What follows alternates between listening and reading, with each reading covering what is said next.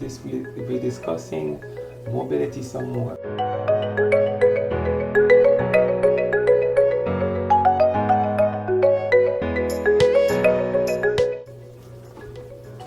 So the 5 M's of geriatrics, as we mentioned before: memory, making complex medical decisions, medication management, mobility, and what matters the most.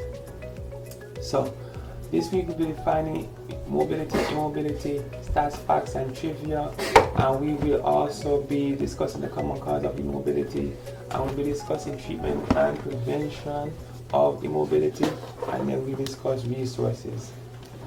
So immobility is from the Latin word immobilis, which means immovable, and figuratively it's also referred to someone who is hard-hearted. Immobility defined as the inability to move or to be moved. And the stat for today is that 3/4 of stroke survivors in the UK have leg weakness, and 3/4 of stroke survivors will have arm weakness. And this is from stroke.org.uk. And the physical changes that result from a stroke include muscle weakness, foot drop, fatigue, pain, spasticity, contractures, and changes in sensation. On average though, at least half of all strokes can be prevented, and the lowest rates of stroke are in Ireland, Nepal, and Switzerland. The most common causes of immobility include arthritis, osteoporosis, hip fracture, stroke, and Parkinson's disease. And arthritis is defined as inflammation of the joint.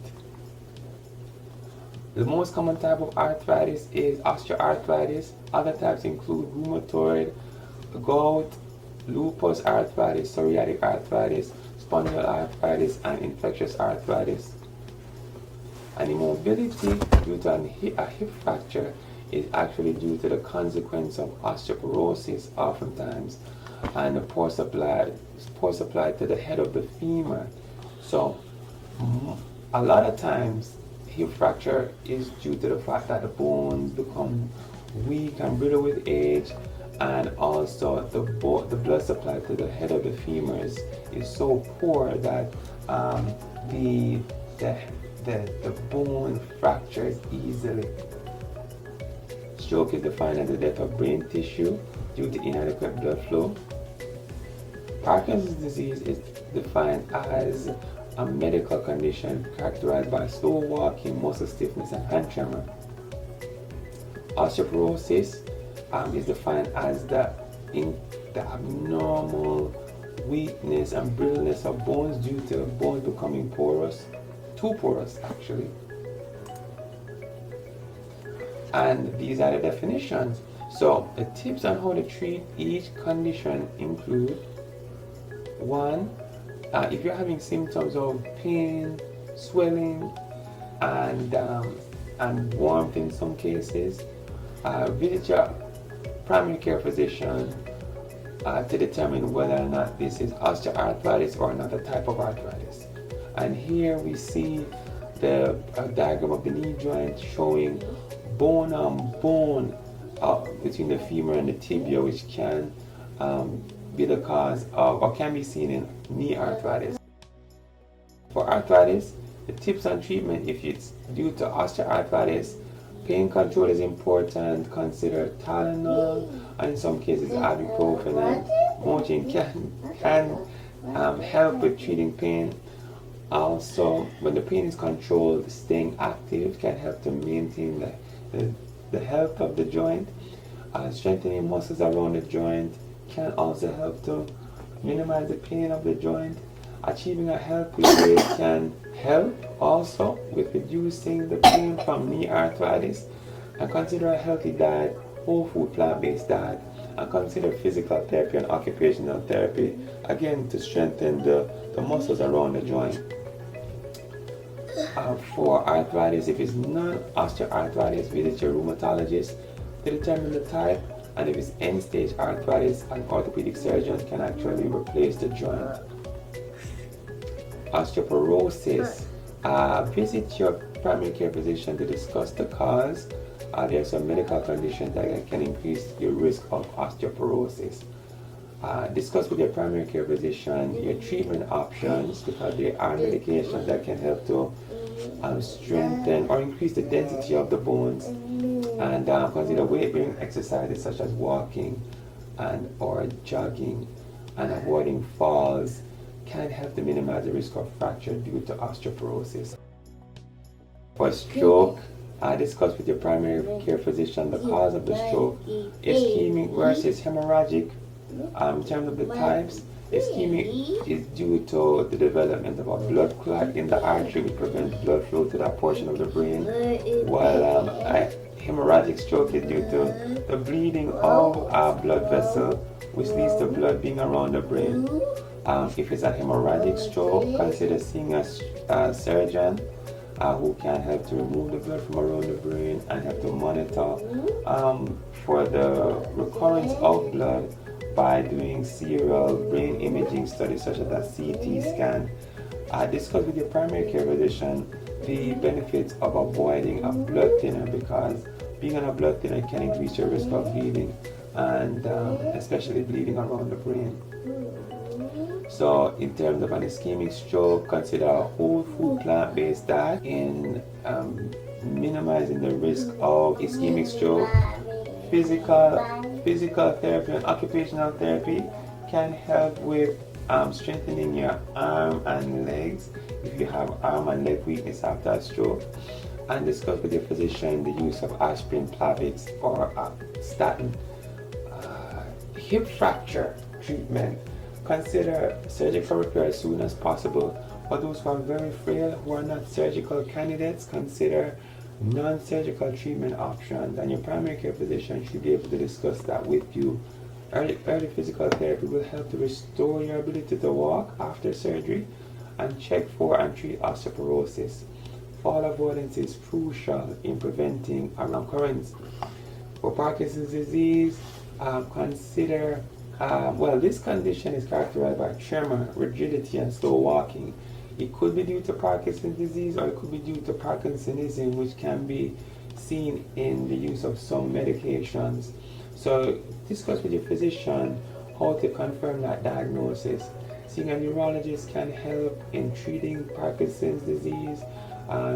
Physical therapy and occupational therapy can help in maintaining mobility. And there's some medications that can help to reduce the symptoms, and deep brain stimulation can help to reduce the tremor. Tips on prevention of these medical conditions. So, to avoid or to prevent osteoarthritis, avoid joint injury, because if a joint is injured, there's an increased risk of osteoarthritis. Achieve and maintain a healthy weight can help to reduce the pain from knee arthritis.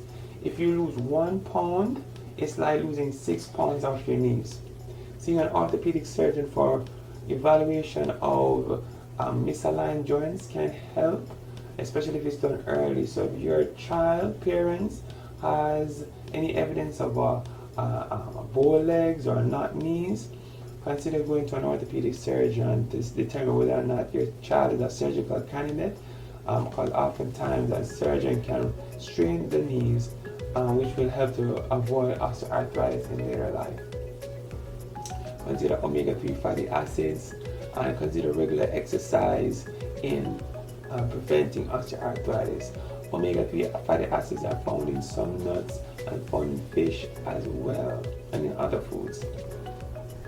To prevent osteoarthritis, consider bok choy, collards, legumes, plums, figs. Most foods are enriched with calcium and vitamin D, so consider those foods as well. Dairy is an option. However, there's an increased risk of being exposed to high cholesterol levels, and some persons are lactose intolerant. Consider safe stone exposure as well, and avoid alcohol, tobacco, and limit caffeine use. To avoid falls, avoid sedatives, wear proper footwear, avoid slippery surfaces, consider assessing your vision, remove clutter. Tai Chi and balance exercises can help. in avoiding falls, and consider weight-bearing exercises as well in preventing hip fracture, and treat osteoporosis where possible. For stroke prevention, consider physical activity and exercise, whole food, plant-based diet, avoid tobacco and alcohol use, and physical activity 5 days a week, 30 minutes a day is good in preventing stroke. And if you have any of these medical conditions, consider discussing the treatment plan with your primary care physician.